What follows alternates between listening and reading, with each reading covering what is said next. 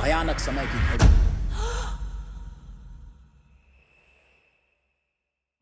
गांव के बाहर एक पुराना किला था जो सदियों से वीरान पड़ा था। लोगों का मानना था कि किले में बुरी आत्माओं का वास है। कोई भी उस किले के पास जाने की हिम्मत नहीं करता था। एक दिन एक नवयुवक रोहन, जो इतिहास का छात्र था, किले की खोजबीन के लिए वहां पहुंचा।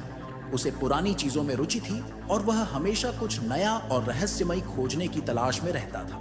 किले के अंदर उसे एक प्राचीन समय घड़ी मिली। यह घड़ी बहुत पुरानी और विशेष दिखती थी। रोहन ने उसे अपने पास रखने का फैसला किया। जब रोहन ने घड़ी को छुआ तो उसे अचानक एक अजीब सी ठंडक महसूस हुई। उसने ध्यान नहीं दिया और घड़ी को अपने बैग में रखकर घर लौट आया। जैसे ही वह घर पहुंचा, उसे अजीब अजीब सपने आने लगे।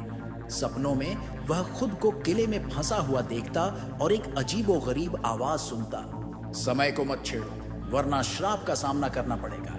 दिन ब दिन रोहन की हालत बिगड़ती गई। उसके चेहरे पर डर और घबराहट साफ दिखाई देने लगी। उसकी माँ सविता बहुत परेशान थी और उन्होंने एक तांत्रिक को बुलाया।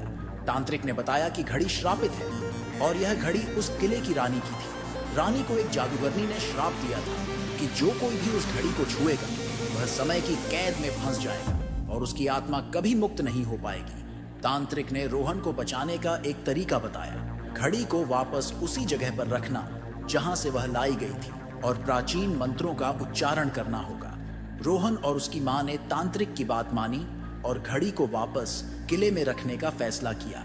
रात के समय वे सभी किले में पहुंचे और तांत्रिक ने मंत्रों का उच्चारण शुरू किया। अचानक घड़ी अपने आप चलने लगी और एक तेज चमक निकली।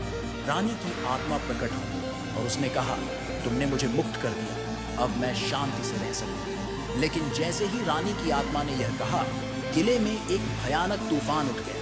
तांत्रिक ने बताया कि यह समय के श्राप की अंतिम परीक्षा है। अगर वे इस तूफान से बचकर निकल पाए तो श्राप हमेशा के लिए खत्म हो जाएगा। रोहन और उसकी मां ने हिम्मत दिखाई और तांत्रिक के साथ मिलकर तूफान का सामना किया। तूफान के बीच घड़ी तेजी से घूमने लगी और उसके चारों ओर का समय स्थिर हो गया। रोहन ने देखा कि सब कुछ थम गया है, जैसे समय रुक गया हो। तांत्रिक ने रोहन को घड़ी के पास जाने और उसे फिर से चलाने का निर्देश दिया।